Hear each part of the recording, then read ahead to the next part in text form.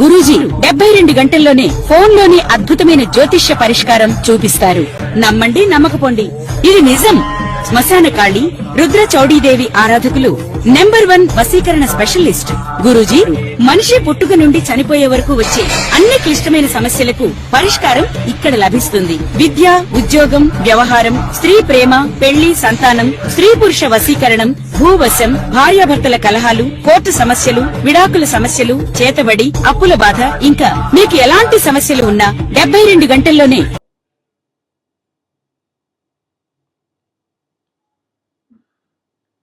వీక్షించేటువంటి ప్రేక్షకుల్లో కన్యా రాశిలో జన్మించినటువంటి వారికి ఈ పరాభవ నామ సంవత్సరంలో ఏ విధంగా ఉండబోతుందో క్లుప్తంగా తెలుసుకునే ప్రయత్నం చేద్దాం.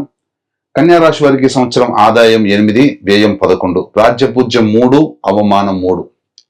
గమనించుకున్నట్లయితే ఈ కన్యా రాశి వారికి సప్తమ శని ప్రభావము జాతకరీత్యా యోగము కాదు, అవయోగము కాదు.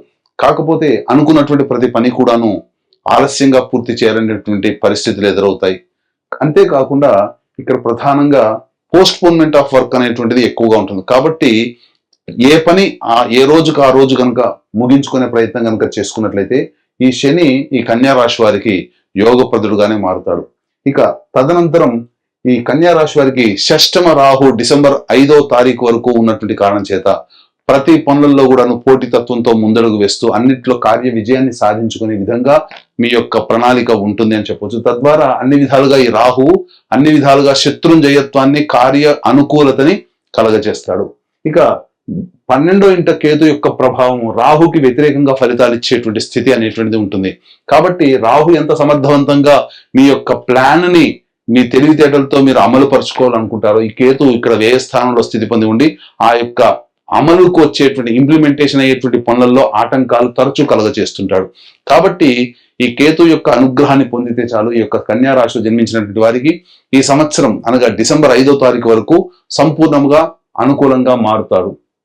ఇక ప్రధానంగా నైసర్గిక శుభగ్రహమైనటువంటి గురువు దశమ కేంద్ర స్థానంలో స్థితి పొంది ఉన్నటువంటి కారణం చేత మీరు చేస్తున్నటువంటి వృత్తి, ఉద్యోగ, వ్యాపారాల్లో మీ యొక్క అభివృద్ధిని ప్రధానంగా చూసి ప్రధానంగా మీకు కీర్తి ప్రతిష్టలు పెరిగే అవకాశం. కాకపోతే ప్రధానంగా బాధక స్థానాధిపతియే దశమ స్థానంలో ఉన్నటువంటి కారణం చేత మీకు ప్రధానంగా అనుకున్నది ఒకటి, జరిగేది ఒకటిగా ఉండే అవకాశం ఉంటుంది. కాబట్టి ఈ యొక్క దశమ గురువు యొక్క సంచార ప్రభావం నుంచి బయటపడాలి అనుకున్నప్పుడు దైవానుగ్రహాన్ని పొందే ప్రయత్నం చేయడం. ఎందుకంటే మే 31వ తారీఖు వరకు కూడాను అనుకూలంగా ఉండదు. కాబట్టి ఇటు రాహు అనుకూలంగా ఉన్నాడు, శని సాధారణంగా యోగిస్తున్నాడు, కేతు అనుకూలంగా లేడు, గురువు అనుకూలంగా లేడు మే 31వ తారీఖు వరకు.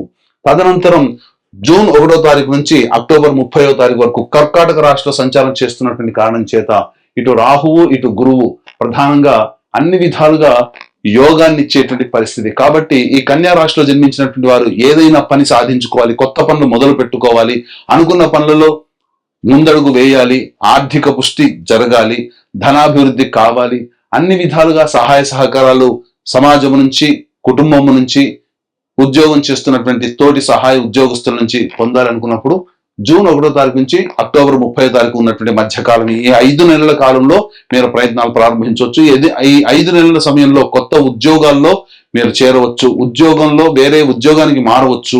అలాగే ప్రధానంగా ఈ సంబంధించినటువంటి కొత్త వ్యాపార అభివృద్ధి, వ్యాపార విస్తరణ, కొత్త వ్యాపారాలు ప్రారంభించడం లాంటివి చేసుకోవచ్చు. అన్ని విధాలుగా ఈ సమయం చాలా అనుకూలంగా ఉండేటువంటి సమయంగా చెప్పవచ్చు. ఇక అక్టోబర్ 31 నుంచి జనవరి 24వ తారీఖు వరకు కూడాను సింహరాశిలోనే గురు సంచార ప్రభావం కాస్త ఒడిదుడుకులు చేసేటువంటి ప్రతి పనులలో కూడా ఎక్కువగా ఉండడం.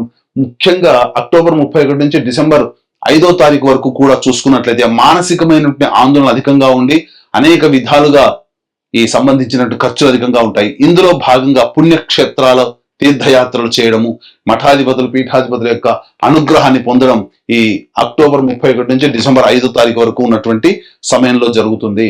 తదనంతరం ఈ జనవరి 24 నుంచి ఉగాది వరకు కర్కాటక రాశిలోనే మళ్ళీ గురు సంచారం చేస్తున్నటువంటి ఈ కారణం చేత ప్రధానంగా అన్ని విధాలుగా యోగదాయకంగా ఉంటుంది అని చెప్పవచ్చు.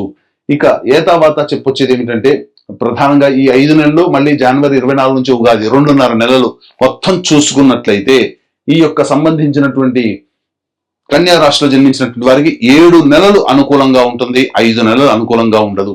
కాబట్టి ఈ యొక్క సంబంధించినటువంటి మీ ప్రణాళికలన్నీ కూడా చెప్పినటువంటి శుభ సమయాలు ఉన్నప్పుడు మీరు ప్రణాళికలు కనుక మీరు ముందడుగు వేసుకున్నట్లయితే తప్పకుండా మంచి జరిగేటువంటి అవకాశం ఉంటుందని చెప్పవచ్చు. ఇక గమనించుకున్నట్లయితే ఈ యొక్క సంబంధించినటువంటి నిరుద్యోగస్తులకి ఎప్పుడు ఉద్యోగం లభిస్తుంది, అలాగే చేస్తున్నటువంటి ఉద్యోగంలో వేరే సంస్థల్లో ఎప్పుడు మనం ప్రయత్నం చేయవచ్చు, కేంద్ర రాష్ట్ర ప్రభుత్వాలకు సంబంధించినటువంటి ఉద్యోగస్తులకి బదిలీలతో కూడుకున్నటువంటి అలాగే కోరుకున్న చోట బదిలీలు ప్రమోషన్స్ ఎప్పుడు ఏ సమయంలో లభిస్తాయి, అన్నిటికంటే ముఖ్యంగా కేంద్ర రాష్ట్ర ప్రభుత్వాలలో పనిచేసేటువంటి కాంట్రాక్టర్లకి ఏ సమయంలో బిల్స్ ప్రజెంట్ చేస్తే బిల్స్ పాస్ అవుతాయి, అలాగే కొత్త టెండర్లు చేంజింగ్ ఇచ్చుకోవచ్చో మనం క్లుప్తంగా తెలియజేసుకునే ప్రయత్నం చేద్దాం. ప్రధానంగా చూసుకున్నట్లయితే ఈ యొక్క సంబంధించినటువంటి 15 జూన్ నుంచి 16 ఆగస్టు వరకు ఉన్నటువంటి కాలము ఈ కన్యా రాశి వారికి అత్యద్భుతమైనటువంటి కాలముగా చెప్పబడింది. ఈ సమయంలో మీరు ఏదైనా చేయవచ్చు.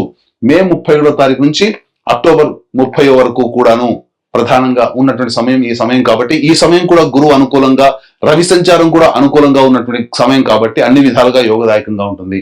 ఆ తదనంతరం 17 నవంబర్ నుంచి 15 డిసెంబర్ వరకు ఉన్నటువంటి కాలము, అలాగే వచ్చే సంవత్సరం 13 ఫిబ్రవరి నుంచి 14 మార్చి వరకు ఉన్నటువంటి కాలము అన్ని విధాలుగా నిరుద్యోగస్తులకి, ఉద్యోగస్తులకి, కేంద్ర రాష్ట్ర ప్రభుత్వంలో పనిచేసే కాంట్రాక్టర్లు, ఉద్యోగస్తులకి ఈ సంబంధించినటువంటి సమయాలు చాలా అనుకూలంగా ఉంటాయి.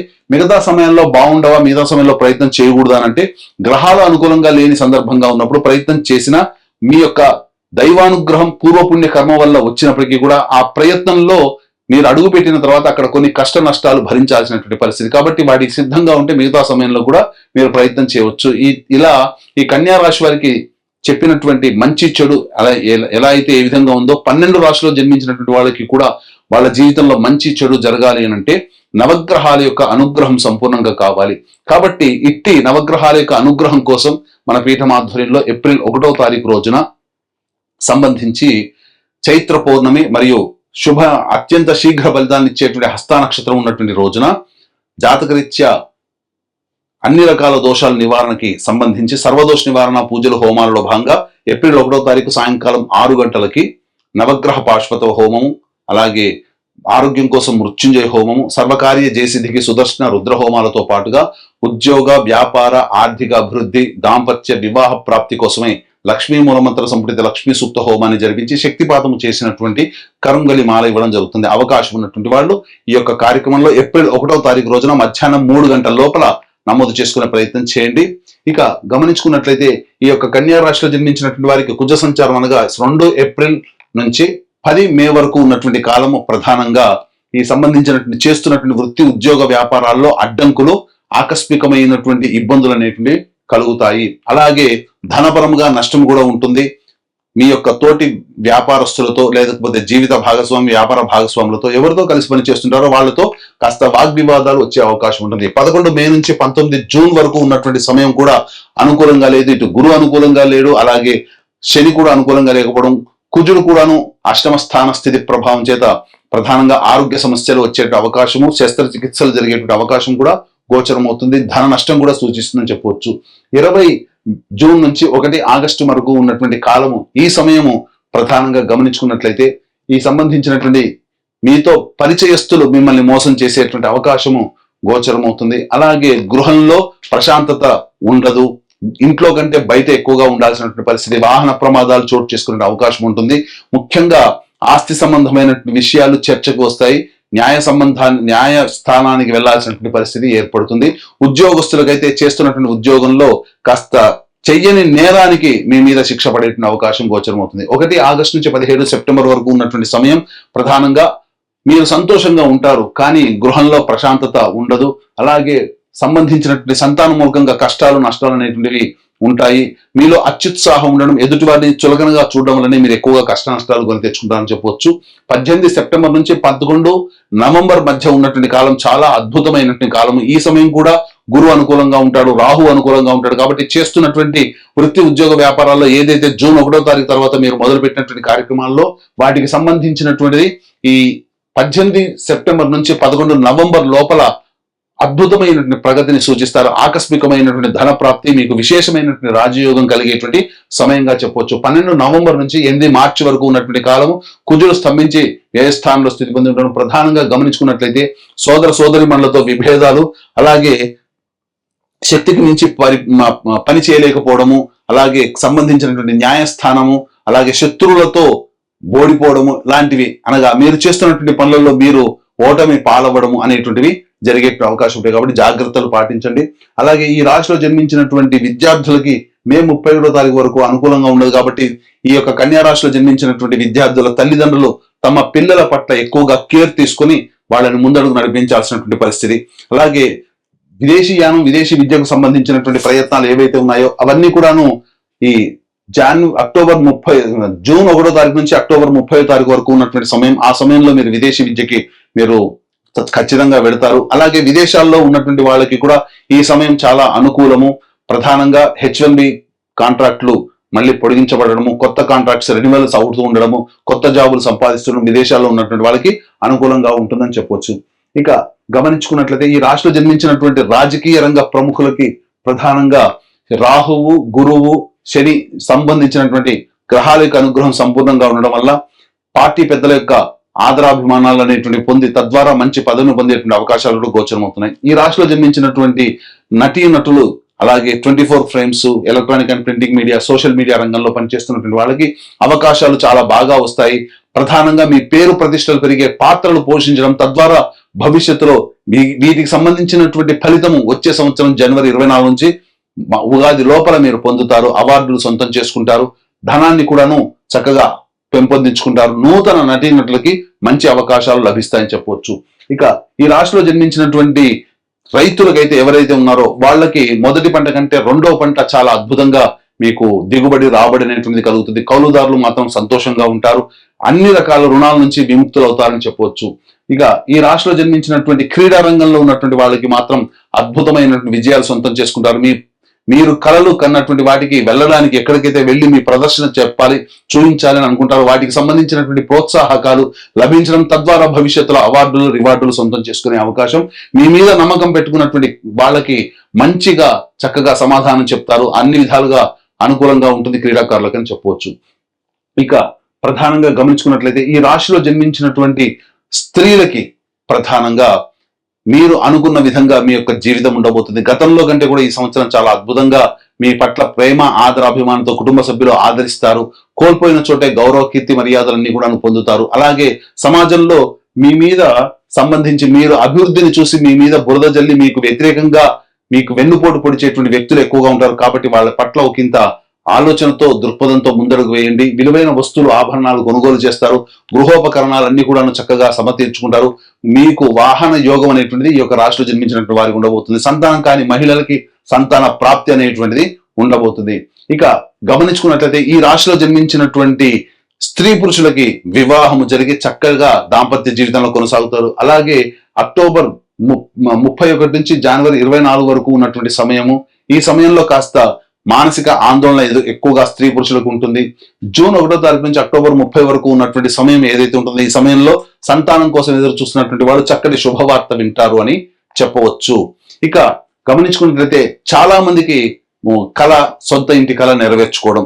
ఈ సొంత ఇంటి కళ అనేటువంటిది ఎప్పుడు సంప్రాప్తం అవుతుంది?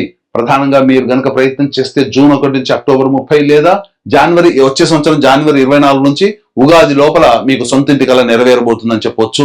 ఏ తర్వాత చెప్పుకునేది ఏంటంటే ఈ యొక్క కన్యా రాశిలో జన్మించినటువంటి వారికి సాధారణం కంటే ఉన్నతమైనటువంటి ఫలితాలు, శుభ ఫలితాలు ఎక్కువగా ఉన్నటువంటి కారణం చేత అన్ని విధాలుగా ఆనందయోగంగా ఈ సంవత్సరం గడుపుతారని చెప్పొచ్చు. ఏదైనా సమస్య కనుక వచ్చినట్లయితే మీ ఇంటికి తూర్పు దిక్కుగా ఉన్నటువంటి శివాలయంలో చేరుకొని లక్ష్మీ అమ్మవారికి, అలాగే శ్రీనివాసుడికి మరియు ఈశ్వరుడికి, అమ్మవారికి అభిషేకము, అర్చన జరిపించండి. ఈ విధంగా వరుసగా 3 రోజుల పాటు చేయండి. తప్పకుండా మీ సమస్య పరిష్కారం అవుతుంది. అంతేకాకుండా ఈ సంబంధించినటువంటి మీ యొక్క జాతకరీత్యా నవగ్రహాల యొక్క అనుగ్రహం కోసం మన పీఠం ఆధ్వర్యంలో ఏప్రిల్ 1వ తారీఖు రోజున జరిగేటువంటి సర్వదోష నివారణ పూజల హోమాల్లో గోత్రనామాలు నమోదు చేసుకుని కరుంగలి మాలను సొంతం చేసుకోవడం ద్వారా ఈ యొక్క కన్యా రాశులతో పాటుగా 12 రాశులు జన్మించినటువంటి వారికి జీవితంలో ఈ సంవత్సరం అంతా వచ్చేటువంటి గ్రహాల యొక్క అనుగ్రహం ద్వారా అన్ని సమస్యల్ని పరిష్కరించుకొని ఆనందకరమైన జీవితాన్ని పొందుతారని ఆకాంక్షిస్తూ సర్వం శ్రీ ఉమామహేశ్వర పరబ్రహ్మార్పణమస్తు.